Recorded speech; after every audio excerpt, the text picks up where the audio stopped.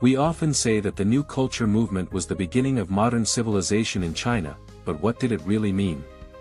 If we look farther afield, we will find that the Renaissance and the Enlightenment in Europe had stirred up the same storm of ideas hundreds of years ago.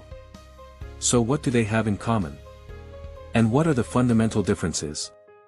Through comparison, we may be able to understand more deeply why a cultural movement can influence an era and even change the destiny of a nation.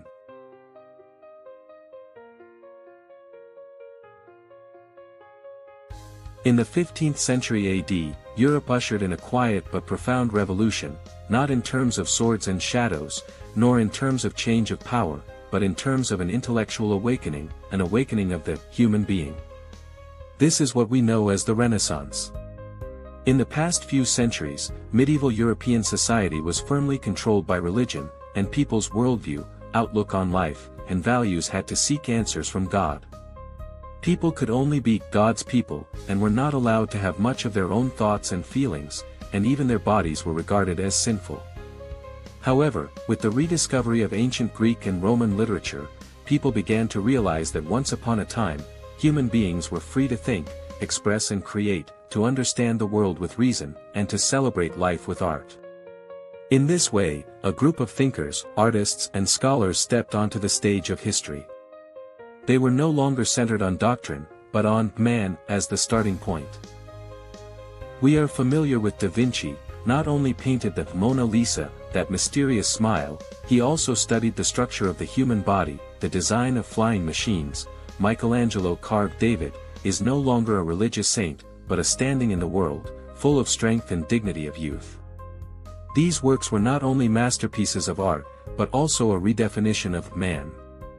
The arts of the Renaissance were not only art, but also literature, philosophy and science. Behind the names of Petrarch, Boccaccio and Machiavelli are a series of questions. Can man control his own destiny? Can one challenge tradition? Can one create one's own knowledge and world?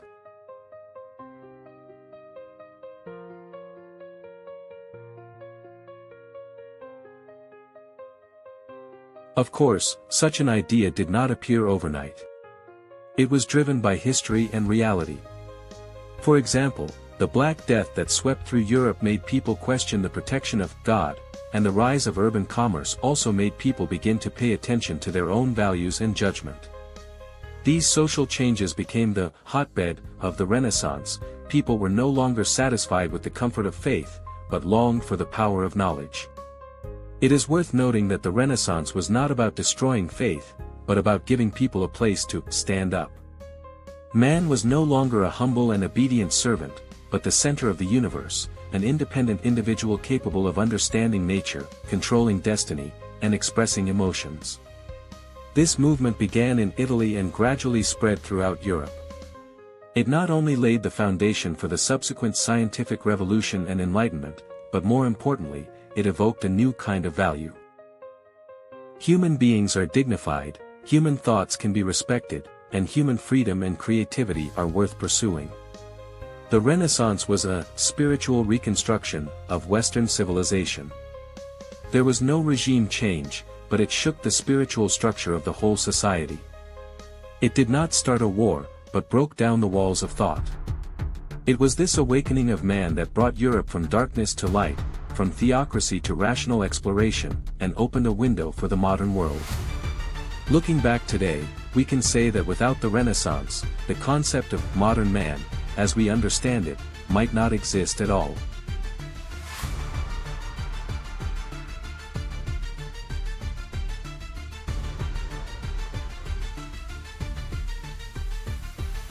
In Europe after the Renaissance, people had gradually become accustomed to thinking in terms of themselves.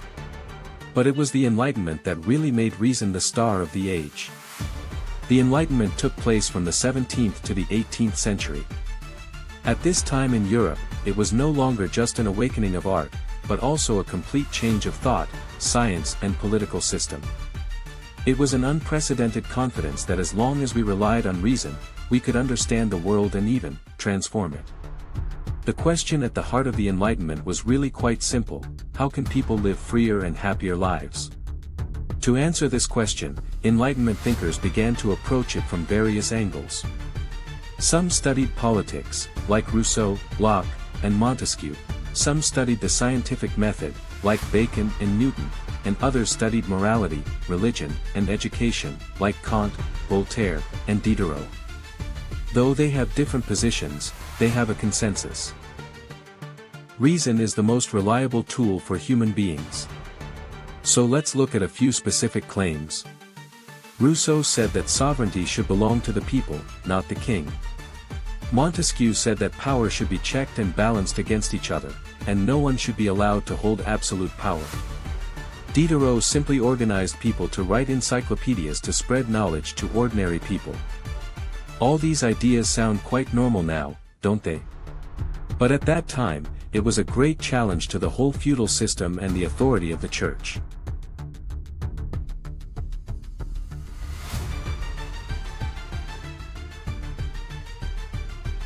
The Enlightenment took place at a time when Europe was still generally under feudal rule, with the aristocracy and the church having great power. People's thoughts, beliefs, and even educational opportunities were all controlled. What the Enlightenment thinkers were trying to do was to free people from these invisible chains. They said that human value comes from reason, not from birth, that freedom and happiness are for everyone, not just for the aristocracy. The most interesting thing about the Enlightenment is that it was not a riot or a political coup d'état, but a group of thinkers writing books, giving speeches, and having discussions. But once these ideas spread, they were like kindling that ignited all kinds of changes in European society. From the French Revolution to the independence of the United States to the establishment of modern democracy, none of them could be separated from the Enlightenment. It has been said that the Renaissance liberated human nature, and the Enlightenment liberated reason. This is true. At this stage, knowledge was no longer just the privilege of scholars, and ideas began to come out of the study, into the streets, and became a public topic that ordinary people could participate in. Of course, the Enlightenment had its limitations. For example, it was still dominated by the elites and did not really reach the lowest class of people, and it overemphasized rationality, sometimes ignoring the value of emotion, religion, tradition, and other factors. However, it is undeniable that it has laid the foundation for modern society, the equality, freedom, human rights. The concepts of equality, freedom, human rights, and civil society that we take for granted today were basically established at that time. The Enlightenment taught people that it is not God who gives you happiness or the king who grants you freedom, but you yourself who can strive for it and decide on it. This is the power of reason and the starting point of modern society.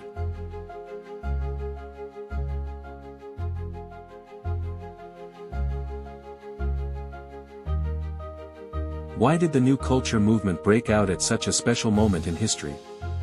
It was neither accidental nor merely a momentary, cultural impulse of a few intellectuals. In the final analysis, it reflected a great anxiety, the desire of a nation to catch up after seeing the world clearly. Entering the 20th century, China has felt the pressure from the modern Western countries. The defeat of the late Qing dynasty, the invasion of the great powers, and the corruption of the system made the Chinese people realize for the first time that the world was not the heavenly kingdom that we thought it was, but a real world that talked about strength, science, and system. And the New Culture movement is in this context, a group of thinking, sentimental, knowledgeable intellectuals, trying to turn the page from the ideological efforts. They wanted to reawaken the nation, let everyone come out from the tradition, from subject to citizen, from obedience to thinking. From obedience to thinking. In New Youth, Chen Duxiu explicitly proposed Mr. Tak and Mr. Sai, that is to say, democracy and science. Hu Shi, on the other hand, emphasized the spirit of bold assumptions, careful proof, which was used to replace the past ancestors say so. Cai Yuanpei, on the other hand, through the educational reforms of Peking University, allowed students for the first time to freely discuss all kinds of ideas, instead of just memorizing scriptures. This movement is actually a spiritual breakthrough of Chinese intellectuals. They not only wanted to awaken themselves, but also wanted to awaken the whole society. They knew very well that the reason why the West was powerful was not only warships, guns and factories, but also a set of ideological foundations that supported modern civilization, freedom, equality, science and rationality. Therefore, the New Culture movement was essentially an ideological catch-up race. Instead of imitating the West, it attempted to use Western intellectual tools to complete the spiritual reconstruction of Chinese society. And all this is a profound awakening. Of course, awakening is never easy.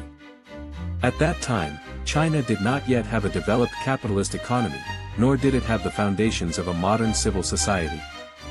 Participants in the New Culture movement were often alone and in the minority. But it was this awakening of the few that ignited the spiritual fire of subsequent generations.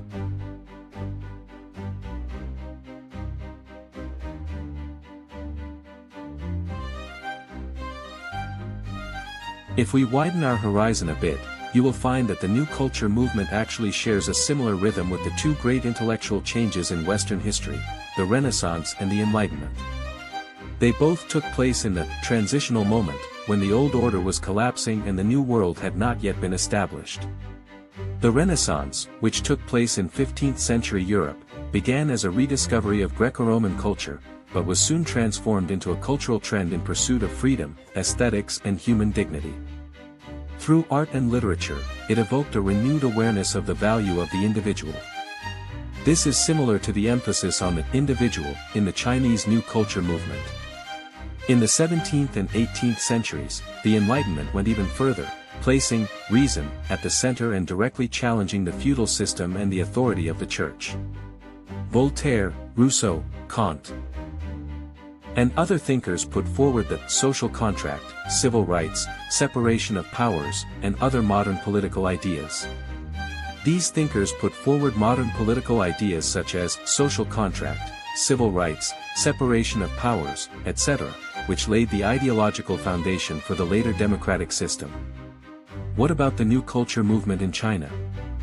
Although it also shouted the slogan of democracy and science, due to the limitations of practical conditions, it did not directly bring about institutional changes like the Enlightenment. It was more like a cultural enlightenment, an awakening of the mind rather than a reconstruction of the system. But their commonalities are also clear.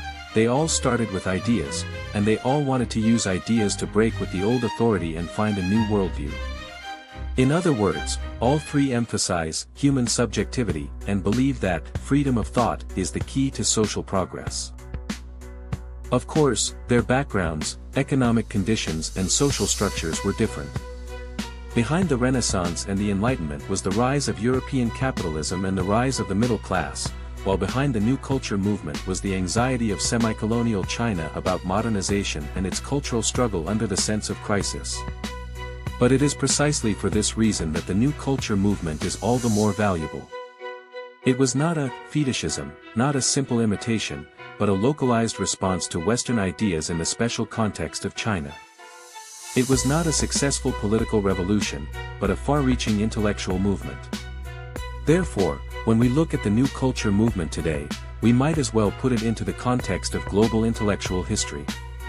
It was China's intellectual voice to the modern world at the beginning of the 20th century, and it was also a spiritual experiment for the Chinese nation to find a way out in the midst of the stormy times.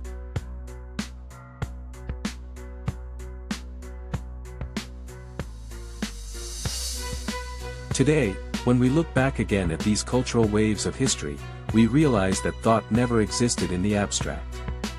It is the spark that ignites individual self-consciousness and propels the turn of the times.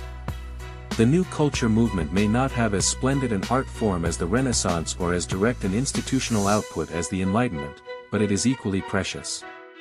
It proves that in the most difficult moments of a nation, there is always someone who comes forward to redefine what is progress and tries to change the world with ideas. The echoes of civilization, across time and space, may leave a certain echo in your heart.